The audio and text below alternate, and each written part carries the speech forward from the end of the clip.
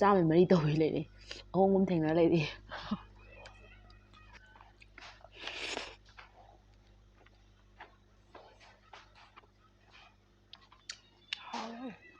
ꯐꯖꯅ ꯍꯥꯎꯋꯦ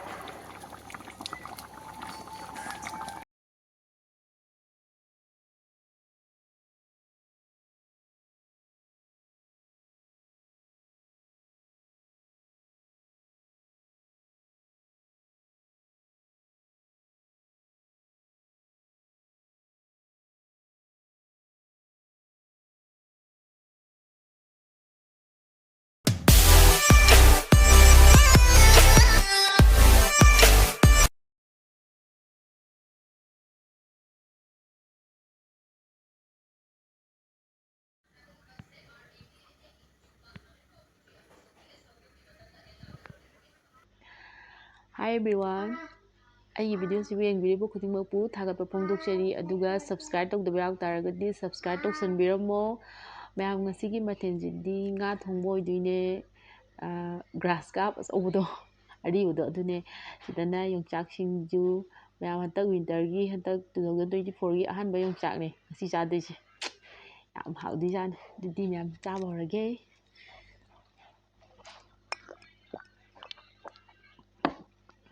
ꯐꯥꯔꯁ ꯇꯥꯏꯝꯅꯦ ꯉꯁꯤ ꯉꯥ ꯊꯣꯡꯕꯁꯦ ꯌꯥꯝ ꯍꯥꯎꯗꯣꯏꯖꯥꯠꯅꯤ ꯃꯍꯤꯁꯦ ꯍꯦꯛꯇ ꯆꯣꯔꯣ ꯍꯩꯊꯔꯒꯦ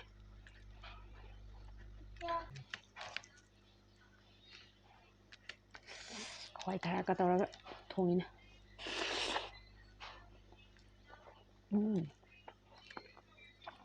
ꯍꯥꯎꯋꯦ ꯌꯣꯡꯆꯥꯛ ꯁꯤꯡꯖꯨ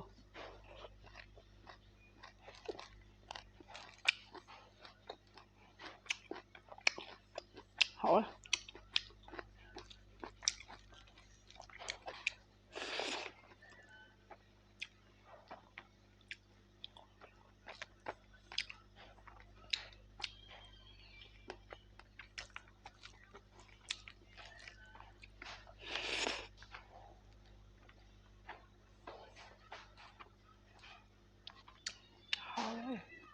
fazendo hảo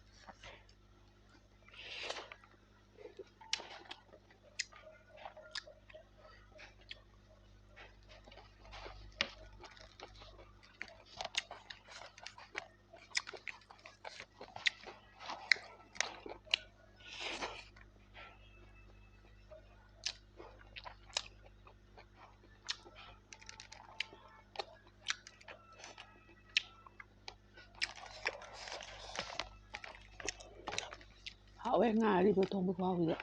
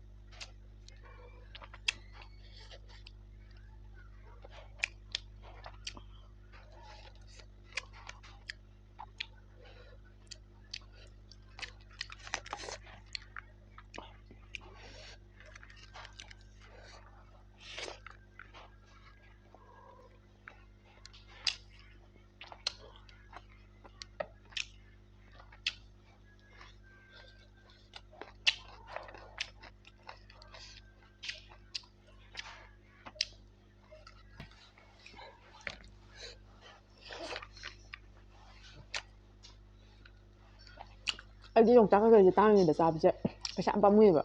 ꯀꯣꯟꯅ ꯍꯣꯡꯇꯣꯔꯛꯑꯀꯥꯟ ꯆꯥꯁꯦꯅ ꯑꯗꯣ ꯑꯩꯈꯣꯏ ꯗꯥꯅ ꯉꯁꯤꯗ ꯂꯩꯁꯜꯂꯛꯑꯦ ꯀꯌꯥ ꯇꯧꯔꯤꯅꯣꯗꯤ ꯈꯪꯗꯦ ꯀꯌꯥ ꯇꯧꯔꯦ ꯑꯗꯨꯗ ꯌꯣꯡꯆꯥꯛꯇꯣ ꯀꯌꯥ ꯇꯧꯔꯒꯦ 140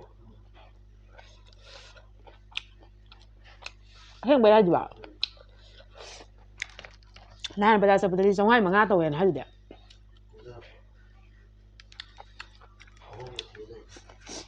ꯑꯍꯣꯡꯕ ꯊꯤꯔ ꯂꯩꯅꯤ ꯌꯥꯝ ꯍꯩꯒ꯭ꯔꯦ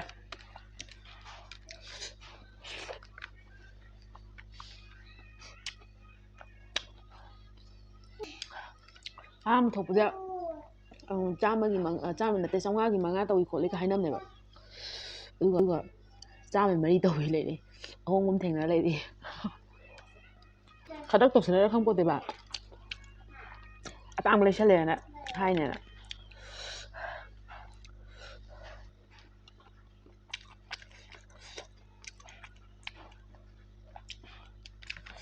ꯍꯧꯖꯤꯛꯀꯥꯟꯁꯦ ꯋꯤꯟꯇꯔ ꯐꯖꯅ ꯑꯆꯪꯕ ꯑꯣꯏꯔꯦ ꯌꯥꯝ ꯐꯖꯅ ꯏꯪꯉꯦ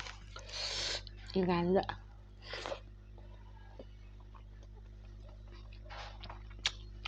ꯉꯥꯔꯦꯟ ꯐꯖꯅ ꯆꯥꯕ ꯌꯥꯔꯦ ꯉꯥ ꯊꯣꯡꯉ ꯉꯥꯔꯦꯟ ꯐꯝꯍꯟꯒꯦ ꯐꯖꯅ ꯐꯝꯃꯦ ꯉꯁꯤꯒꯤꯁꯨ ꯊꯝꯕꯅꯦ ꯍꯌꯦꯡ ꯉꯥꯔꯦꯟ ꯐꯖꯅ ꯆꯥ ꯌꯥꯔꯅꯤ ꯐꯖꯅ ꯏꯪꯉꯦ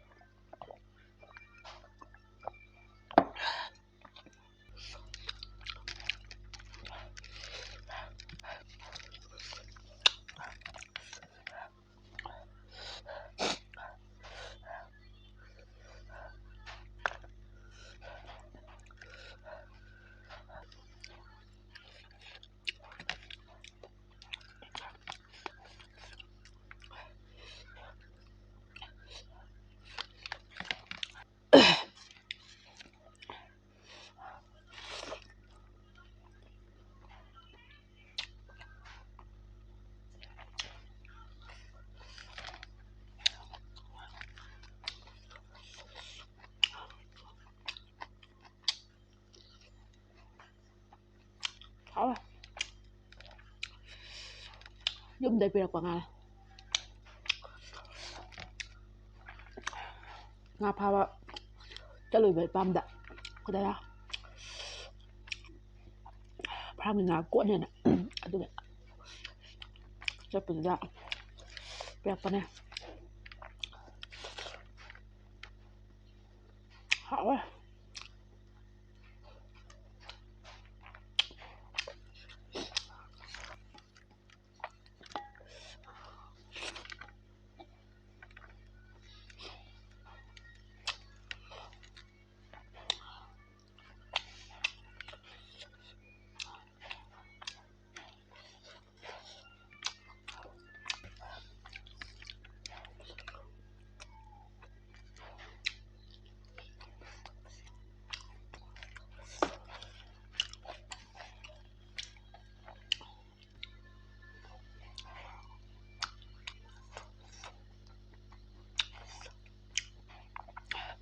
ꯎꯏ ꯂꯥꯎꯔ ꯍꯥꯎꯋꯦ ꯑꯗꯨꯗꯤ ꯃꯌꯥꯝ ꯆꯥꯕꯁꯦ ꯃꯇꯥꯡꯁꯤꯗ ꯂꯣꯏꯁꯤꯟꯖꯔꯦ ꯑꯗꯨꯗꯤ ꯃꯌꯥꯝ ꯅꯨꯡꯁꯤꯕꯤꯗꯨꯅ ꯁꯞꯄꯣꯔꯠ ꯇꯧꯕ ꯀꯥꯎꯕꯤꯒꯅꯨꯀꯣ ꯃꯌꯥꯝ ꯁꯞꯄꯣꯔꯠ ꯇꯧꯕꯤꯔꯛꯑꯣ ꯑꯗꯨꯗꯤ ꯚꯤꯗꯤꯑꯣꯁꯤ ꯃꯇꯥꯡꯁꯤꯗ ꯂꯣꯏꯁꯤꯟꯖꯔꯒꯦ ꯃꯌꯥꯝ ꯕꯥꯏ